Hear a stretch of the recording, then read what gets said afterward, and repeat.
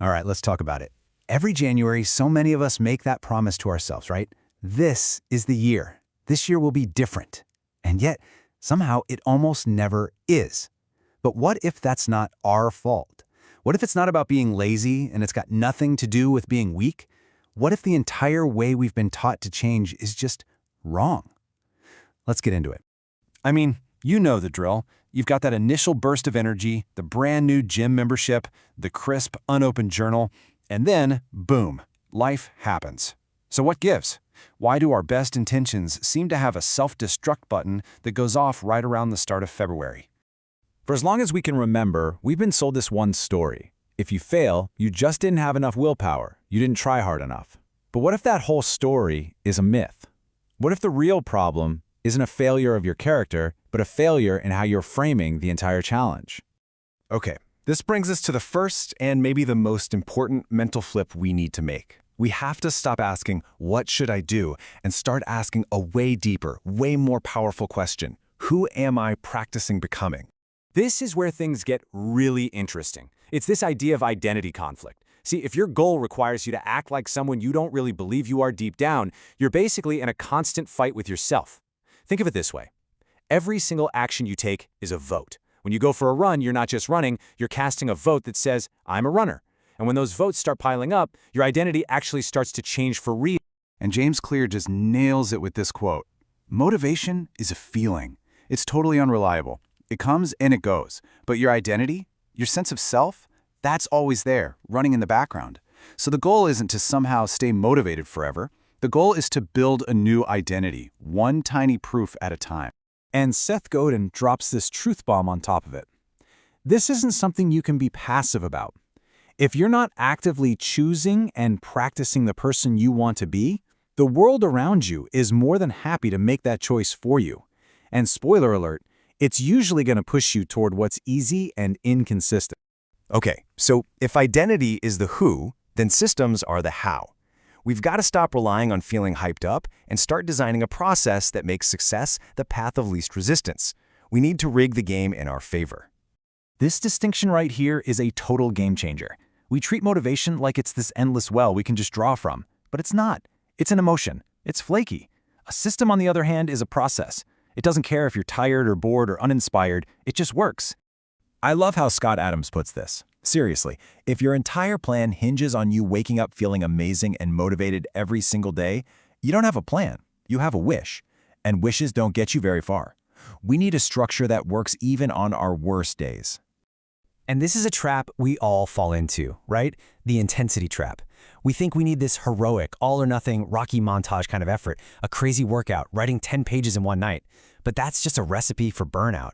The real power, the real magic, is in consistency. Small things done every single day that build on each other. You know, Jerry Seinfeld famously used this idea for his writing habit. It wasn't about being brilliant every day. His only goal was simpler. Don't break the chain. Just show up and put an X on the calendar.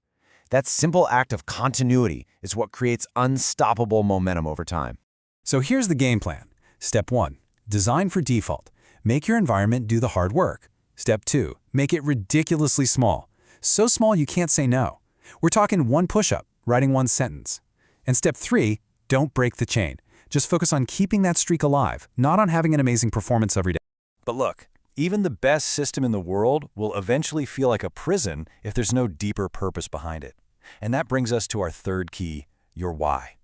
This is the high-octane fuel that's going to carry you way past that February slump. This is so important. We humans can put up with almost anything if we feel like there's a good reason for it. When your goal is connected to something you deeply, truly value, the struggle itself starts to feel different. It stops feeling like a punishment and starts feeling like a choice. Nietzsche figured this out a long time ago. A goal without a why is just a chore, it's a burden. But a clear purpose transforms that burden into a path. It totally flips the script from I have to do this to I get to do this. And if anyone knew about endurance, it was Viktor Frankl. He realized that when your meaning is crystal clear, following through is no longer this epic internal battle. I love this word he uses. It becomes almost inevitable. It's just a natural expression of who you are. Okay, final piece of the puzzle. And honestly, this might be the most powerful one of all. because it's the one we so often ignore. Let's talk about the invisible forces that are shaping you every single day. The truth is, nobody changes in a vacuum. Your environment, both your physical space and your social circles, has a secret power over you. Think of it like this. Relying on willpower alone is like trying to swim upstream against a powerful current. It's exhausting, and eventually, you're going to lose. Environment design is just turning around and letting that same current carry you where you wanted to go all along. It's about making the right choice the easy choice. This insight from Naval Ravikant is just brilliant. We all love to think we're the captains of our own ship, making 100% free choices. But our environment is constantly nudging us. Come on, if the cookies are on the counter, you're more likely to eat them. If your phone is on your nightstand, you're more likely to scroll. It's not about being weak, it's about being human. Design always beats discipline. And this gets into the social side of things, which can be really tricky. Sometimes we unconsciously sabotage ourselves because deep down we're afraid of outgrowing our tribe. That primal need we have to belong can actually be stronger than our desire to change. Our brain will choose loyalty over progress almost every time. So as we pull all these ideas together, it really comes down to this one question. This is the one to ask yourself every day. Not, did I hit my goal? Not, did I win or lose?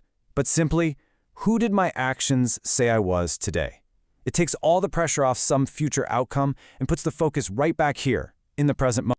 And that brings us to the real takeaway here. It's time to completely reframe what a New Year's resolution even is. It's not about forcing some new, painful goal onto your old life. This really sums up the whole shift. We're moving away from chasing fleeting motivation and toward building a solid identity. We're ditching heroic intensity for reliable systems. We're swapping out external pressure for a deep internal sense of meaning. And we're trading lonely, isolated willpower for a supportive environment. And let's just end on this thought. This whole process, it's not about being perfect. It's about being honest with yourself. It's about aligning your actions with the person you genuinely want to be. And when you stumble, and you will because we all do, it's not a failure. It's just data. It's just a little signal telling you it's time to gently and consistently get back into alignment.